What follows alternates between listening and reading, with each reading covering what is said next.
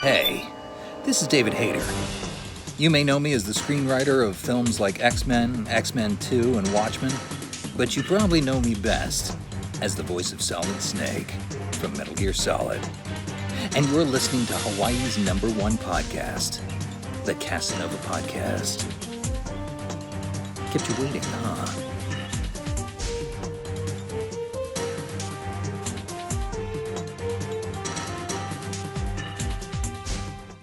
Aloha and welcome everyone to another episode of Hawaii's #1 podcast, the Kasanova podcast. I'm your host, Mekel Falatea, aka Mekel Kasanova. Today I am joined by the one, the only Rocco, who is the head of Hybrid Theory Games. Man, how you doing today? I'm doing great, Mekel. Thanks for having me on the show. Appreciate it. Hey, everybody. I'm Rocco Scavetta. I'm the CEO and the founder of Hybrid Theory Games and the upcoming title Gear Slayer trading card game that's coming on Kickstarter. Awesome, man. It's an honor to have you on the show, and yeah, man, let's talk about Gear Slayer, man. That I got to do a couple auditions for one of the characters, and you know the concept and the artwork and everything seems really cool. But yeah, man, in your own words and spare no detail, let's give the audience a bit of an idea of what Gear Slayer is. Gear Slayer, in short, is an anime-styled trading card game that we're launching on Steam and mobile. It's basically my childhood dream in a nutshell, and that's kind of where it stems from. There's a huge focus on manga and anime style. But the game is not just going to stop there. It's really the IP that we're going to be growing into different verticals. So we want to have the mini manga series. We want to have an animated series in the future. We're designing the heroes and the main cast characters so that they fit to fighting games, RPGs. So we're looking at really building an IP behind it, not just the card game. The card game is kind of the catalyst to get the ball rolling. But yeah, in summary, you know, it's anime styled. It's going to have essentially elemental combat. So it's very the combat is very fluid. There's a lot of back and forth between players. So you know, players always have an opportunity to react to something and kind of have that foresight to plan ahead. And then we're going to be introducing a couple new mechanics that we're actually trying to patent at the moment that are going to kind of spin trading card games and combat on its head a little bit. So that we're really excited to kind of showcase more once we start to release snippets of gameplay and kind of talk more about the mechanic as a whole. We still want to kind of keep it a little bit hush hush just because we're going through the patent process. Want to make sure that we do the steps properly. But I'm really excited to kind of showcase that with the gameplay so that people can really see the visuals behind what mechanic we're trying to bring to the table. Awesome. For those who don't know, like what is the process for when you first start coming up with the idea to the development of it to where you are now, getting ready to launch Kickstarter, like that time span, how long would you say that roughly was? So would you mind if I do a little bit of storytelling on kind of how we Go got for it. started and where we are now? So okay. Yeah. So back in 2020, just for chronology, I own a software development agency here in Toronto. So that's my full-time job before Gear Slayer came into the mix. And, you know, just one day after work, I'm just kind of sitting at my desk, just thinking. It's during COVID. Just kind of daydreaming about gaming and like a couple games that I'm playing. I was actually trying to play Runeterra with a friend of mine. That's kind of how I started to think about card games. And then I thought to myself, why not make a card game of my own? I have my own ideas. There's a couple things that I don't like about other games that I'm playing that I think I could fix or do better or kind of innovate on top of. And then I started to think about different mechanics that I like or different mechanics that don't exist with certain card games that we could kind of like mesh in. And then I started to think about the direction of the artwork and kind of like how I want to position it. And the reason the reason I picked anime as the art style and the direction for the aesthetic is because you see I'm a huge anime fan and a huge manga fan. So I read Berserk, I read One Piece, I watch a ton of animes. Gaming and anime is a huge portion of my day-to-day life. It's like my hobby, it's a passion of mine. So when I was looking at all the fan favorites that I have, like Solo Leveling and all these different ones, they're from the eastern side of the world. So because I'm from Canada, the western side doesn't really have like the big four like One Piece, Naruto, Bleach, Dragon Ball Z, like those huge iconic titles. We don't really have something like that. And so I started to think to myself, what, I'm so invested into this kind of this industry. I love it so much. It's a passion of mine. I think every day I'm doing something revolving it, gaming as well. Why not try to bring an IP for, an anime that can inevitably or eventually be like a pop culture, you know, IP and a pop culture like recognized brand, similar to the ones that you see from like Asia, from like Korea or from Japan. And that's kind of where I started to kind of get the idea. A couple of years passed, I started to like formulate the story, kind of formulate the main character, the actual game mechanics, the rule book. I started to kind of put all that stuff together, and then I started to look out for my team. So I interviewed, I got very lucky with everybody on my team. I'm super grateful. The universe is definitely on my side with this. I know for sure because the way I met everybody is extremely rare and you would have never guessed.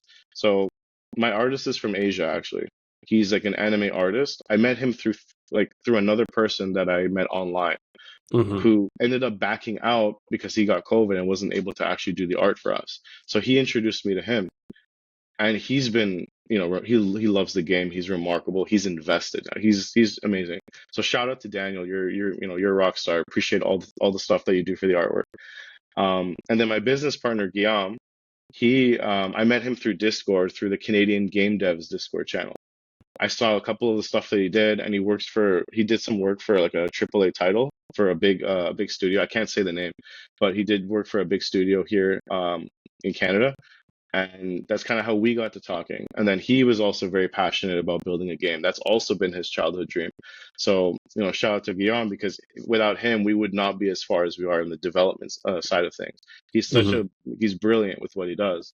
And then the music and VFX artists and everything else just kind of also fell into place same way. Meeting them online, going through the vetting process. So for anyone that's trying to build a game, the biggest point of success is really going to be your team.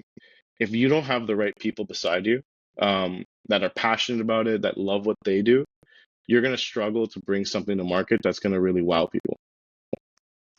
So I've been very fortunate with that.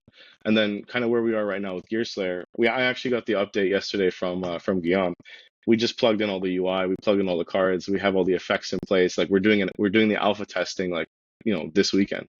And then we have our VFX artist just doing a couple of VFX right now to like tie everything together.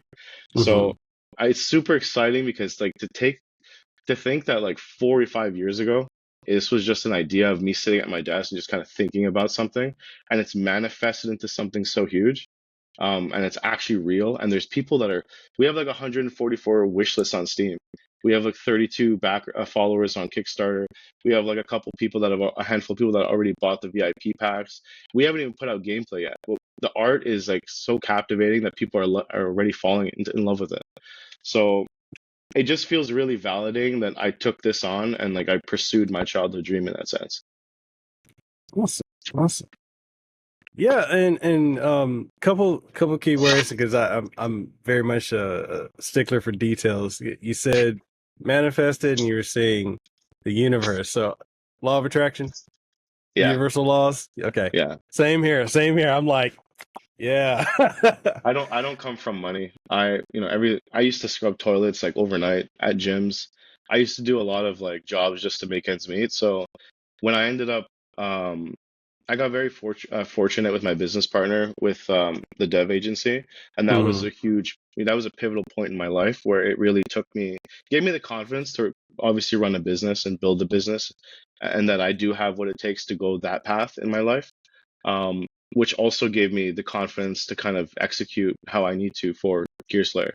So I've been very fortunate. I really do believe like if you put your mind to something and you're very like, you kind of bring that good energy towards something, the universe does pay it forward and it does put those things in front of you. Yeah, very true. Like I think you're like the third or fourth guest I've had the chance to like touch on this. When I interviewed oh God, why is her name? Her name is like escaping me right now, and it shouldn't. Anyways, It's Jennifer always Hale. the heat of the moment. Yeah, so Jennifer Hale, who did female Commander Shepard and so many countless roles.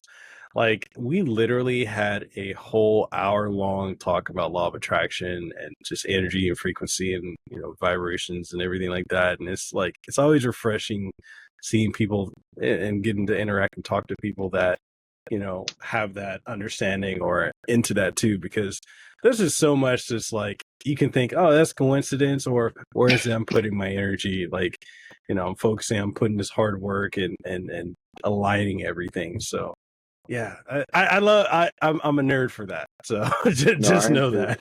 I definitely am too. Honestly, it's because when you see the results of it actually happen, and you Yeah. realize like how real it really is. And I think that's like for people to really like believe that's tangible and it exists is to kind of be and like to experience the byproduct of actually doing it. Yeah. Yeah. Yeah, definitely, man, definitely. So okay, so roughly this from concept to where we are now at the testing, so 4 to 5 years. Man, that is crazy how that went from thought to reality. Again, manifestation. It manifested itself, man. Oh yeah. That's and would you say that, like, with, what you guys have cooked up for this game, for Gear Slayer, that it it has a high probability of being one of the top games I do. in And I'm not just saying that because it's my game. I say that because it's not just me that's putting a lot of thought, passion, and effort behind it. It's every single person on my team. When, even with the music that like our musician is also very like invested in making sure that like it like everything lines up perfectly. It's really it circles back to like the team. It's like we have like the vision comes from like from me since I'm the creative director on that sense, and everyone else kind of picks up what I'm putting down, but they bring their own creative spin and their ideas to the table. So it's good because it's collaborative. So my artist actually helps a lot with the world building. Guillaume helps a lot with the world building. So it's not just me that's giving my ideas. I have other people that are huge into gaming and anime. They're also giving their 2 cents. So we're creating like a world together. It's not just one person. And I think that makes a big difference because when it's just one person's ideas, obviously, everyone has limitations in terms of Mhm. imagination, in terms of creativity, in terms of ideas, in terms of inspiration. But when you have a collective of people that all think the same way, you can do some damage.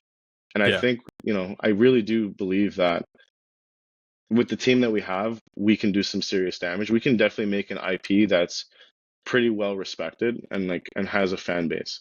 Not sure if it'll be the big four right away, but I definitely feel like it will have momentum year over year and it will pick up. And we plan on doing merch. We just made the shirts actually and like the past couple days.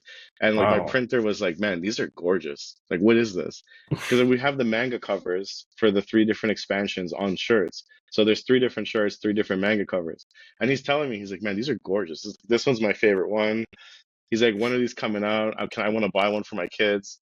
So when I hear that, they just see the artwork. They haven't even seen the gameplay. They don't know the context of the lore. So when I hear that and I see that, it shows that the direction is the correct direction. Like we're going in the right path. That's awesome, man.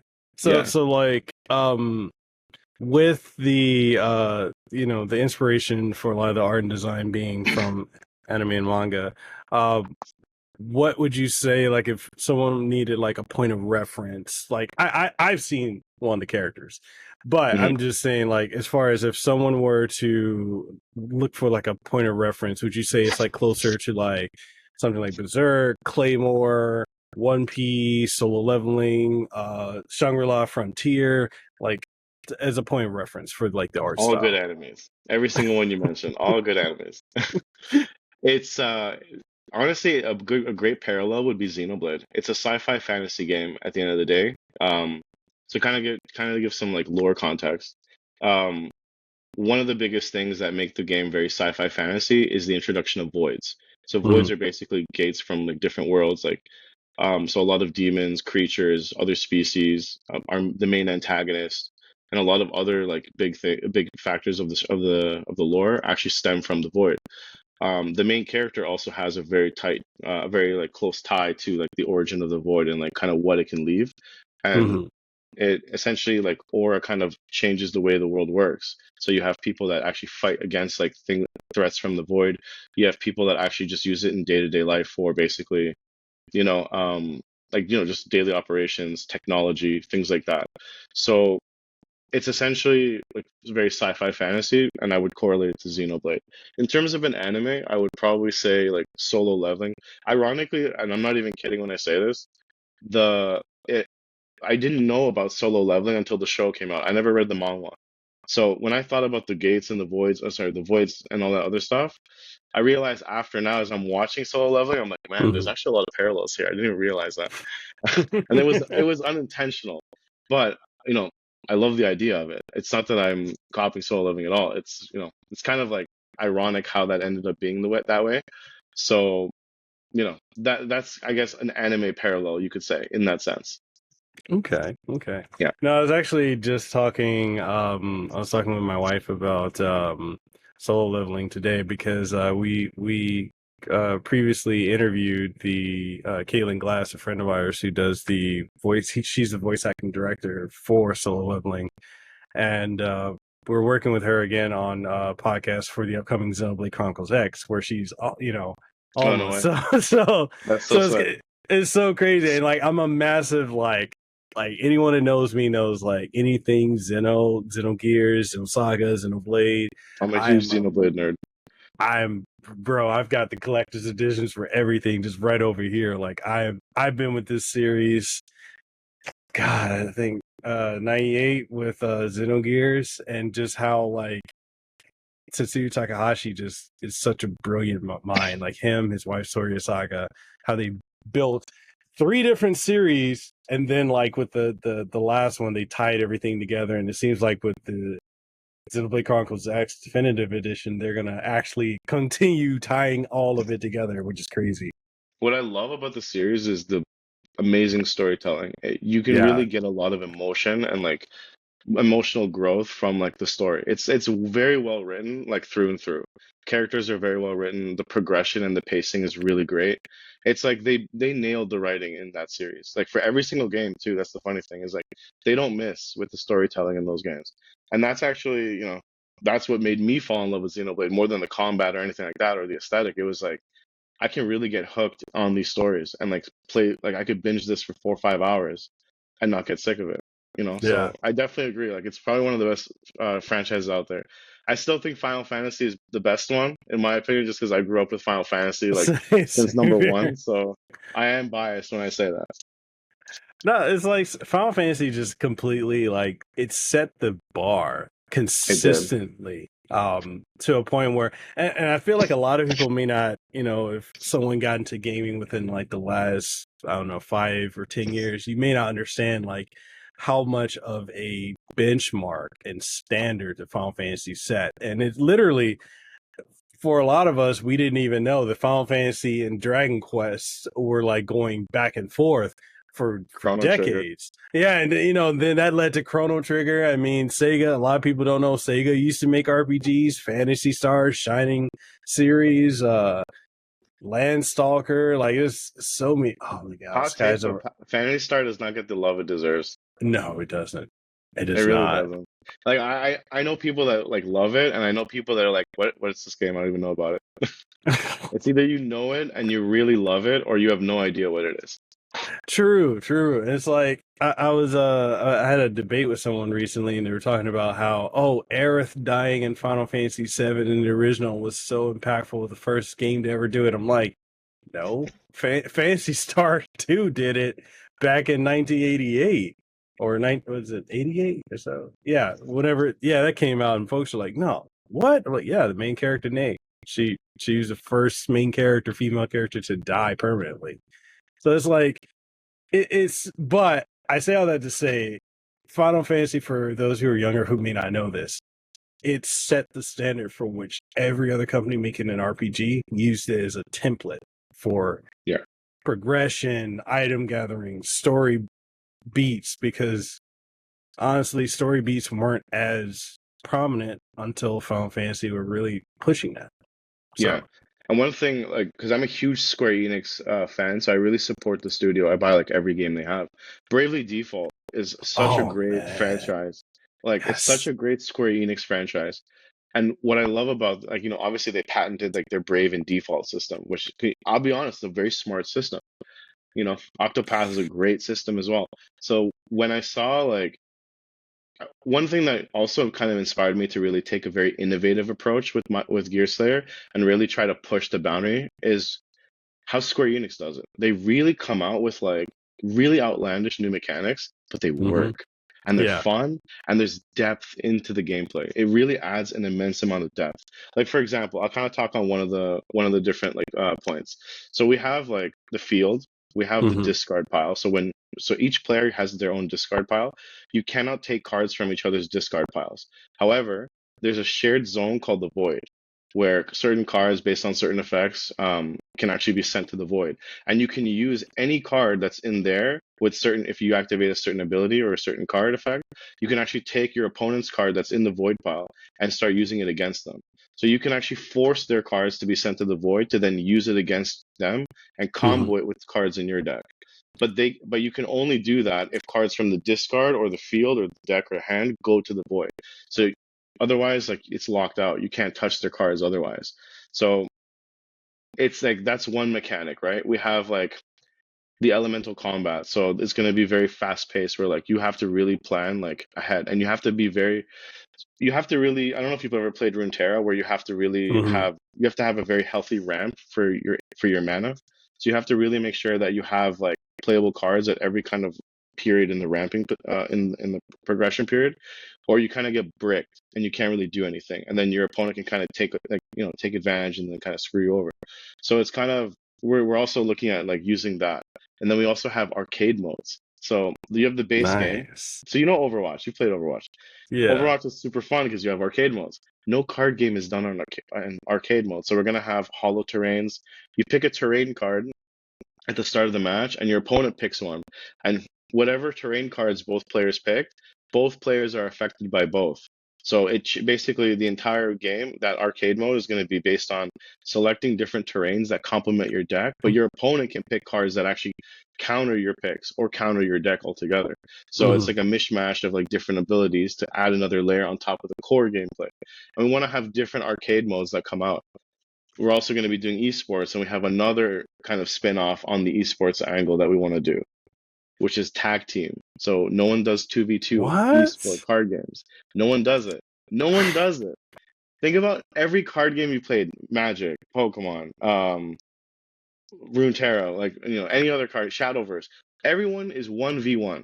So we're gonna do 2v2s. And we already have the mechanics laid out for the 2v2s. It's like the same way as League. When you queue up with a friend and you do duos, you're gonna also have duos here in the card game when you do online. So, Hmm. we really want to push the boundaries of this game. We really want to experiment. We really want to try, if it doesn't work, fine, it doesn't work. Just back to the drawing board. Just, scrap it and try something else. But we really, really want to push the limit. We don't want to be very plain Jane. We don't want to be like everyone else where, you play it safe or everyone kind of has the same bread and butter recipe. We want to really push the boundaries. Okay. Okay. Yeah, And that's what that's like inspo from Square Enix that I kind of took from. no, Shout out to them.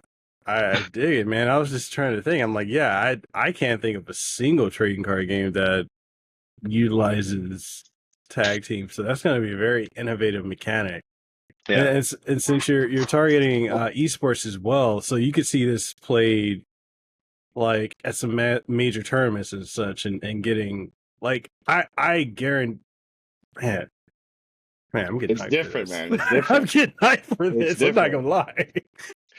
And the cool thing is, Guillaume's from Senegal. Hmm. He moved here to Canada, but he's close with the solo esports team in Senegal. That one of their I can't remember the name off the top of my head, but one of their members came in like first place. They won worlds for Guilty Gear Strive, if I'm not mistaken.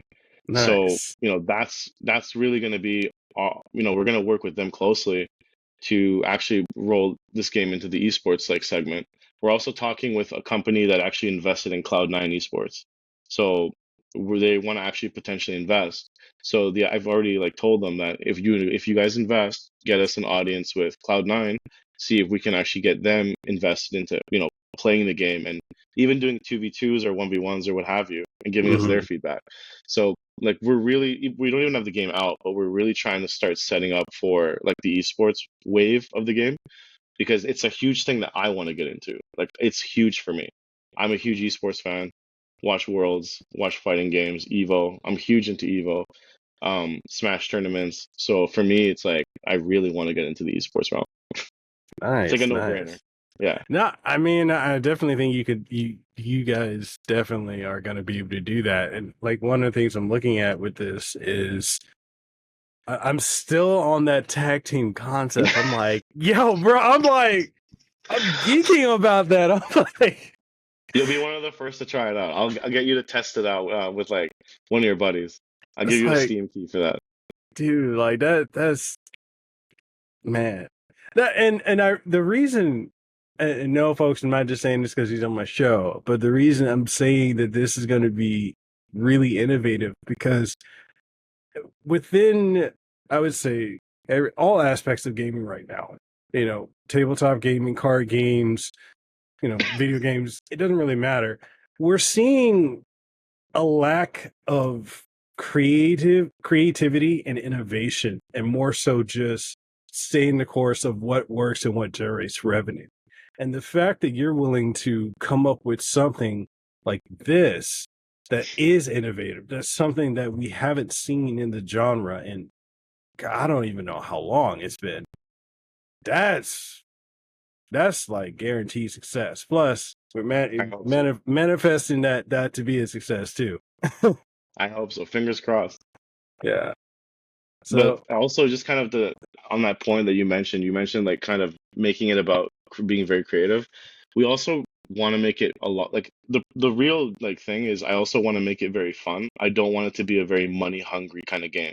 It's a free to play game, but the only thing the real driver for revenue is going to be cosmetics. We're going to have like cosmetic booster packs. So like again, no one does this. Like, you can buy one skin. We're going to do like cosmetic booster packs where you get like random skins. So, and then you can kind of just like open a booster pack, get 3 random skins, and it's a way for you to get like, if even if you get the same skin from before that you already own, it just converts into paid currency, and then you get mhm. some of your money back, and then you can go buy something else again. Same with emotes. We plan on doing that too. And then we're gonna have like skin bundles. Like we want to just really play around with the cosmetics and get you can like we're gonna do customization like crazy. Like it's really it's probably sounds a lot very extra when if you were to look at the document, but that we have like drafted up. But it's exciting because like players can customize even like the color of the card border at some point. And we're gonna have like carbon fiber borders, and then you can start changing the color, so it's gonna be like rainbow, crimson, navy, gold, silver, purple, whatever the case may be. We're gonna have different styles. So even Mhm. if you have like let's say a dark deck, which is like purple, like a dark purple, you can actually have card borders that match the deck element type. And then you can kind of play around Nice. with that. Yeah, yeah. So it's gonna be like very, very, very heavy on customization and Awesome. cosmetics. Yeah. Awesome. Man. Okay, so I know we had spoke previously to this podcast, but like I know that you guys are also looking to expand beyond just this genre here and touch on Yeah. others. I don't know how much of this you'd like to touch on, but like I think with the scope of what you're doing, very, very, very feasible. Yeah. And just to kind of share the verticals a little bit. So the main vertical to get in, the catalyst, is going to be the trading card game. Shortly after that, we're going to be doing merch. So one of the things we're doing to start is going to be tees. We're going to do our manga cover tees. That's going to be the first thing. We'll have a shop on our site. We're going to also do it on Kickstarter. And then kind of slowly ramp out like merchandise like that. And then we can have like hats. We're probably going to have like mugs, keychains, what have you. Just very like pop culture, like merch kind of things. Maybe even plushies, like a year or two down the road, just to really kind of start getting that going. Like Hmm. main cast characters like Ultima, Rain, Leon, Lucifer, like the one that you voiced for. Um, and then after that, we're looking at basically doing a fighting game. So the name is tentative, so we haven't like really like nailed down the name. Um, and that's also going to take inspo from like the existing card game mechanics. So we're going to try to take those mechanics so that there's a cohesion with the actual like the kind of the framework of the game, and find a way for it to fit. Excuse me, to fit in the fighting game. And then we want to do an RPG. We're gonna do a mini manga series like through socials, so we can actually have people see, um, like learn more about the story, learn more about the characters, like Ultima, the main cast, and all that kind of stuff. And then ideally an animated series shortly after. So the verticals, like there's a lot of verticals, but it's like a very long-term plan. So hopefully we can do certain things sooner than later. Ideally the merch, I want to start sooner than later. And I want to focus a lot on the card game. I don't want to pick up another genre until we've really solidified like the card game, and like it has a strong foothold in like the genre. It's got a strong foothold in esports. It has a big fan base. It's kind of self-sustaining, because then we Hmm. can take that revenue and then start, circumventing it into the fighting game. Because I'm a huge fighting game nerd. I'm huge into Street Fighter. Like that's probably my number one, Street Fighter 6, and the Street Fighter series. Yeah, you probably played Third Strike. That's probably one of the best still Yep. in the series. Yep. Like can't be beat. I love that one. Um, and then Guilty Gear and like Blaze Blue and like Fighters. Like I'm huge into those. So it's taking a lot of inspo from those successful games, and taking and putting our spin on that genre as well. Okay. Okay. Very Speak. ambitious, I know. No, but I mean, I love the ambition because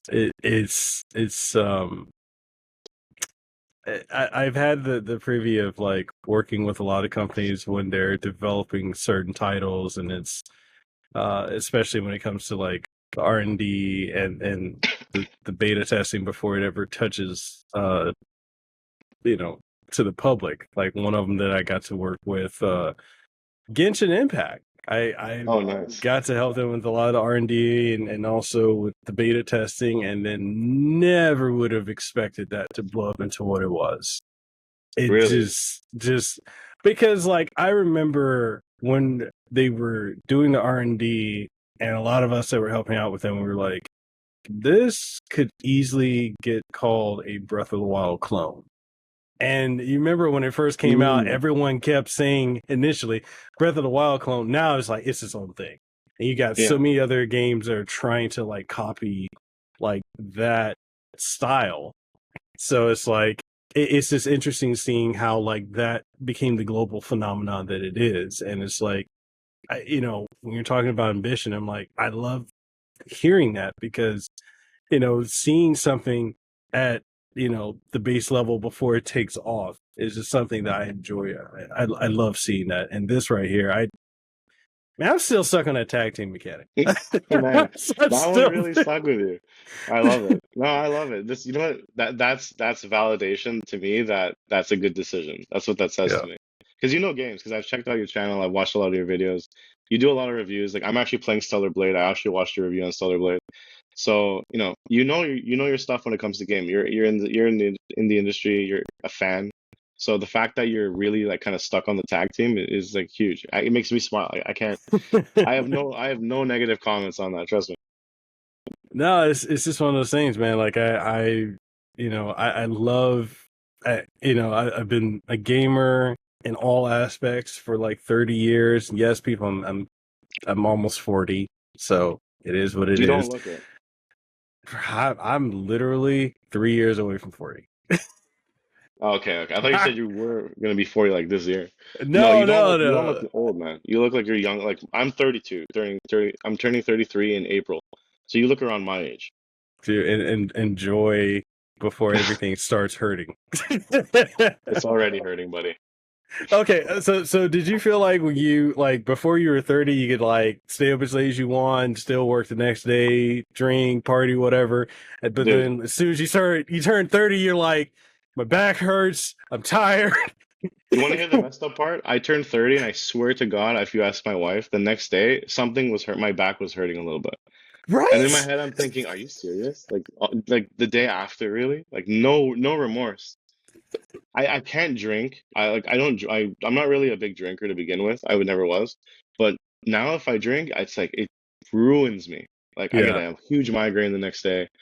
Before I never had that problem. So It's just yeah. When you hit 30, whoever's watching, take care of yourself in your 20s because you're gonna feel it in your 30s. Yeah, yeah, you definitely will. Yeah, like I'm more of a social drinker. Like if my wife and I we go out somewhere, we're with some friends, like I'll have like maybe a beer, maybe a glass of wine, but I can't drink a lot. Like I don't No, have a high tolerance, and it's like I we go think to it house was festivals and I still barely drink. I sometimes go sober, and I don't even right, drink.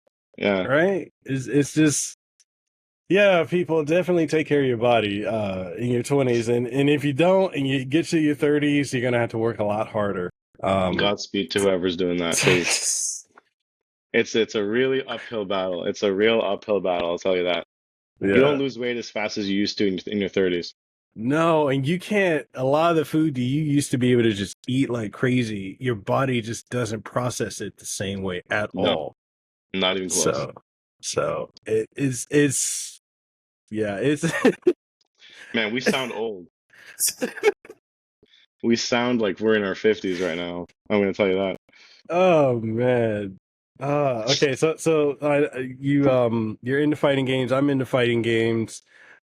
We like the same, literally the same genre. How do you feel about the upcoming Fatal Fury or Fatal Fury coming back? I'm looking forward to it. I actually stopped being a fan of Fatal Fury like years ago. It just stopped hooking me. But Hmm. the new one was it's looking like I want to give it a chance. Like I definitely Okay. want to demo it before buying it, but I definitely want to give it a chance. Okay. So you didn't get to try the beta that they had. No, I It's missed it. it was a short window, but a lot of people that went into playing it were trying to play it like it's Street Fighter 6. And it's like, That makes sense. like people were like, "Oh, where's the rushdown mechanic, where's all this other stuff, where's the guard was it the guard impact or crush counters and all this," and not realizing that this Fatal Fury plays more like Third Strike than any previous Fatal Fury. Like it Really? literally has the same, like the slower tempo that Third Strike had, and the deliberate inputs and setups.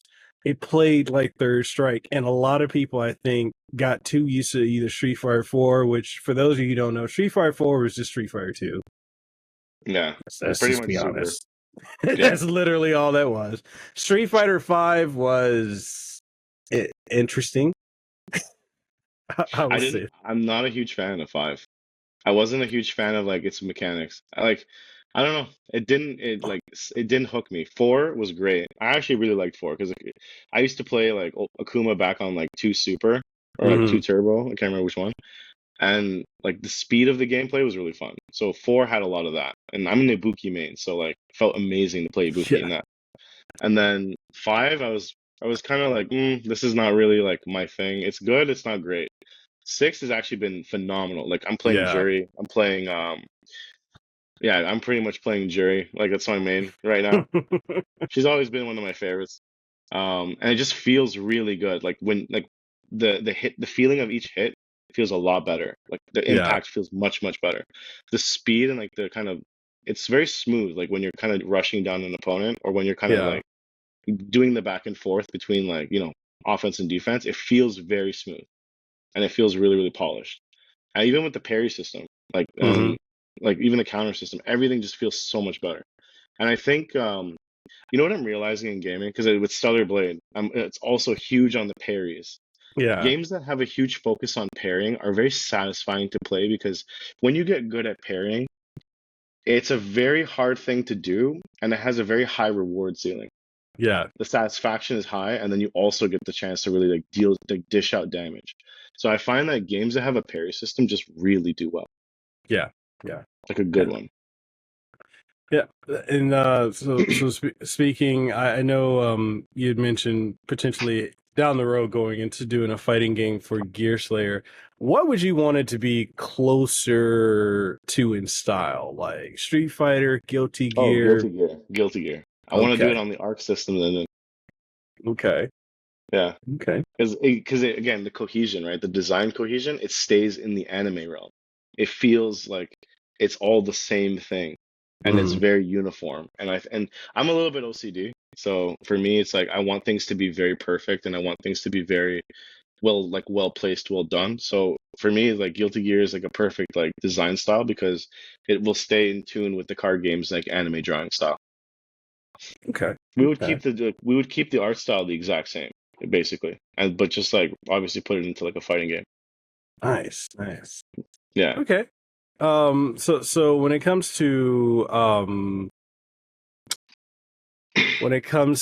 like the character roster, how big of a roster starting off, and I'm talking more so for the trading card, how big of a roster do you want to, or do you guys have planned? So right now we have the main cast. So the main character, the protagonist, is Ultima. Then we have so she's a light type. Mm-hmm. So I'll kind of intro it this way. There's 7 elements. There's 8 nations, like 8 main nations. So you're gonna have Ultima, who's a light type. She's the protagonist.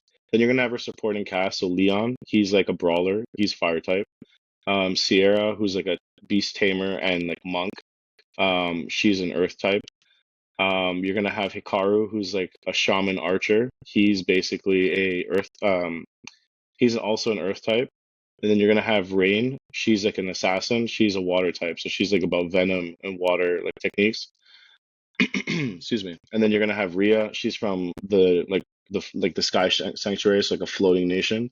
She's actually got dragon powers and wind magic, so she's gonna be the wind type.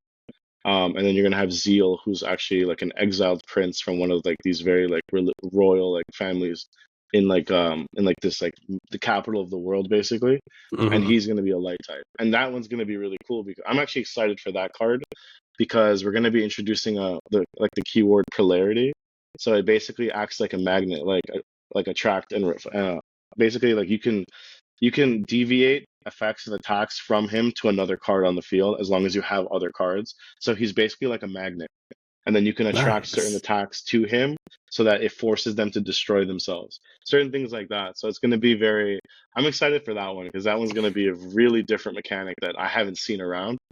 And it's going to be called Polarity. So yeah, there's that's a supporting cast. The antagonist is Ultima's father, Erebus, and Mm-hmm. he's basically like a pure void walker.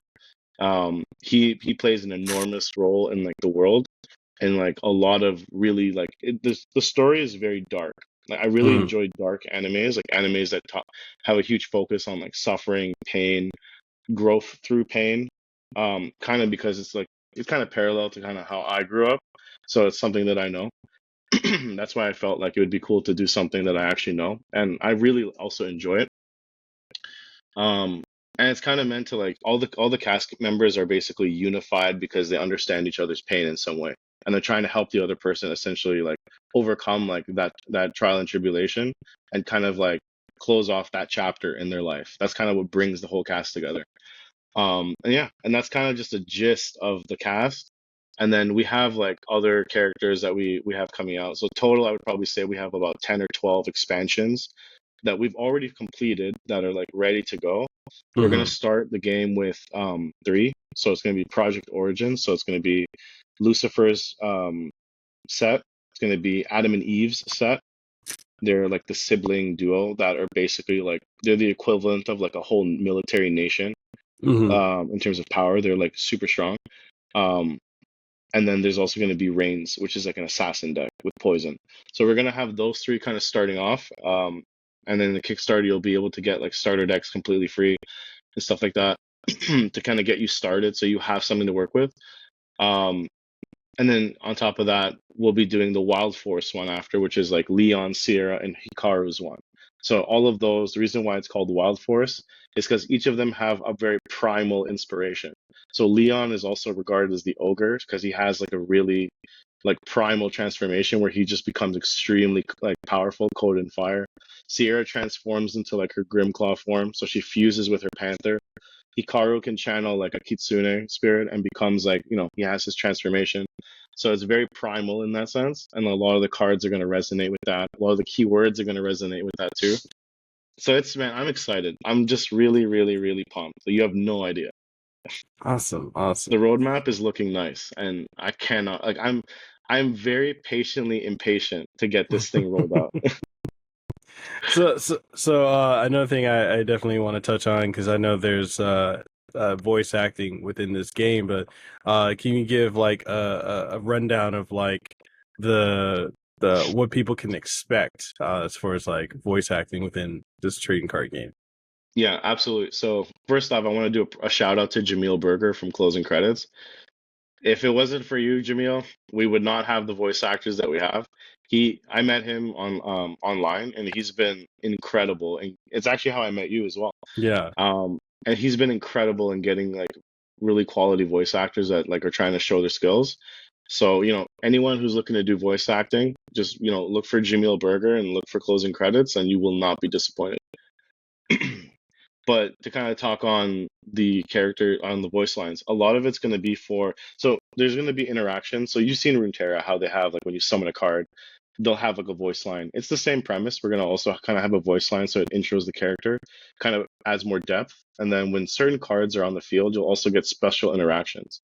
And we do, because we don't want to have, so one thing that I'll kind of, and not to bash Runeterra, just something that me and a lot of people have kind of saw that we didn't, it's annoying after a while, is when you summon a champion card and you kind of get that long cutscene, it takes you away from the game. It kind of Hmm. draws you away and it kind of stops that momentum and it feels like you're being, and you've already seen the cutscene once, so you're like, okay, great, I have to see it 150th time. We're just doing a very quick like panel cut in, like Persona style. We're doing like that, Yeah. and then the voice line comes out, and then you're back in the action. It's very quick, very, very seamless. You don't feel like you're being pulled away from the gameplay. You feel like you're still right back in the action, in the heat of things. And I'm a huge person. I'm like an enormous Persona fan. Like honestly, right after Final Fantasy is Persona for me, like without fail. So I'm a huge fanatic of the cut-in style. I think it's incredible. So we'll have a lot of cut-ins, and when you equip certain cards to other cards, you'll see special cut-ins as well. So Hmm. we're gonna do a lot of Easter egg kind of like behaviors like that in like the cut-in and voice lines, so that it's like really it's one of those small little details that goes a long way when players start to unravel the game more and more. Awesome. Yeah. Okay. Okay. And then I guess one of my last questions is platforms. I know you mentioned Steam, but what all platforms should you know players look to potentially play this on? So we're going to be releasing on Steam, and then we're also going to be aiming to launch on mobile. So we're going to do iOS and Android. Steam is going to be the first one, just because we're obviously working with a smaller team. And then we want to have what we're going to be doing is like we'll have like we're going to obviously when we do the Kickstarter and we get funded, we'll have like a milestone in the Kickstarter for mobile as well. So that'll help us kind of get there faster. It's still on our roadmap, regardless. Hmm. So, but it would be something that would help kind of streamline the process. But Steam, Mac, and Windows is going to be supported, so everyone can play, and then iOS and Android, so everyone can play on mobile as well. Okay. All right. And then what is I guess I have two last questions. I'll kick off with this one. What is the expected release window you're looking at? Like, are you guys also looking to do something like Steam Next Fest to showcase your game, or? Yeah, so we missed the first window. So I'd like to get into the second window. It'd be nice. Now that we actually have an alpha that we can start testing like really rigorously with the visuals and the UX Hmm. and the UI UX, sorry. But we want to do the Kickstarter launch in towards the end of April. This way it gives us enough time to really prepare. We have a lot of stuff we want to do, trailers, videos, stuff like that. And then the private beta for anyone who backs the Kickstarter, we are going to try to aim for December of this year. So we want to be really quick to market so that people can start getting their hands on it and try it out and give us their feedback. I really want to put an emphasis on player feedback because I want to make sure that whoever's our fan base is in love with the game and really enjoys it. So again, like I want it to be like fun first than anything else. So that's why I want to try getting something into people's hands end of the year. Hmm. And because it also lines up with like Christmas break, you have extra time to kind of kick around the house, play it, sit down at the computer. You're not as like busy. So that's partly why I also wanted to try for the end of the year as well. And then the following Q4 of 2026, we want to actually have the polished like public launch for the game. So we've taken all the feedback, we've added more cards, more content, and more cosmetics, and then we can roll out a really, really polished like free to play game. And then yeah, off to the races. Awesome, man. Awesome. And then I guess my final question is there anything you want to leave the audience with before we go? Anything you want to plug? Anyone you want to shout out? Dude, take as much time as you want. Show is yours. Appreciate that, first off. So to everyone who's watching, first off, I want to say thank you for watching up until this point. It means something that I said or that we said resonated with you. So huge thank you for that. If you are interested in backing the game, you can check us out on Kickstarter. The game is called Gear Slayer TCG. Or you can also check gearslayertcg.com, which has obviously, the game website. It's the game website. We also have the Kickstarter, the VIP pass, and you'll be able to see a lot of what we'll be giving players if they do back the game and they do support us. The biggest thing I want to kind of leave everybody with is, building a game is not easy. I've actually spent like $60,000 into the game already, so I'm all in. But I have no regrets. So if anyone out there is also trying to do the same, I say take the leap of faith and jump and do it, because you will not regret it. If you're doing what you love, it'll be something that is worth every ounce of like money, time, and effort that you put in. And my goal is to essentially build games for a living. That's what I want to do until the day I die. Pass that on to my kids as well. So for anyone who is out there that wants to show support and show love for the game and help us get to the that milestone that we're trying to reach, just check us out. Even just like if you follow us on Twitter, follow us on Instagram, follow the Kickstarter. You don't have to pay for anything, but just share us with your friends, let people know who we are. And we couldn't be more than grateful for that. So thank you, everybody. Awesome. And then with that being said, man, last question. The final trick, last question. Ask away, buddy. Did you have fun? I had a lot of fun. Honestly, I just want to say, like, I love how organic and like fluid the conversations are in your podcast, and I had a blast doing this, and I hope we can do this again.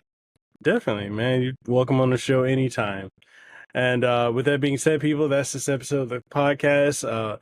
Everything, all the information, all links will be in the description down below. And also, this will be available in video format on Spotify, which is a sponsor of the show, as well as on YouTube for video, and then audio format for every other podcasting platform out there.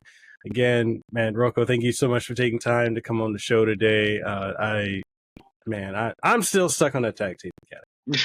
Thanks for having me on the show, buddy. Honestly, it was a real pleasure to be on the show. It's an honor.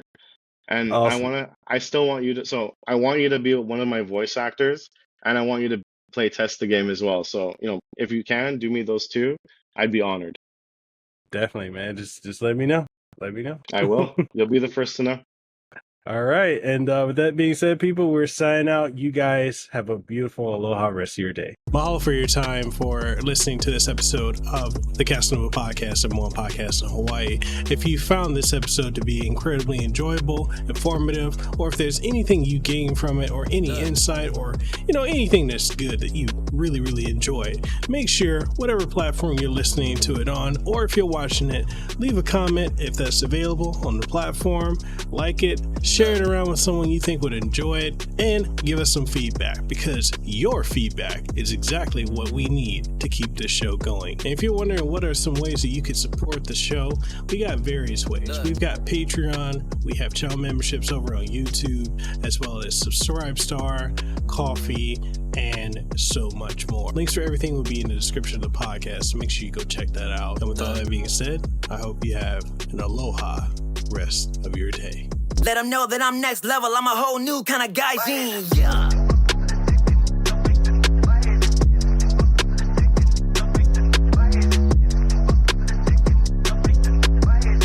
Yes, at the top spot, in case you forgot.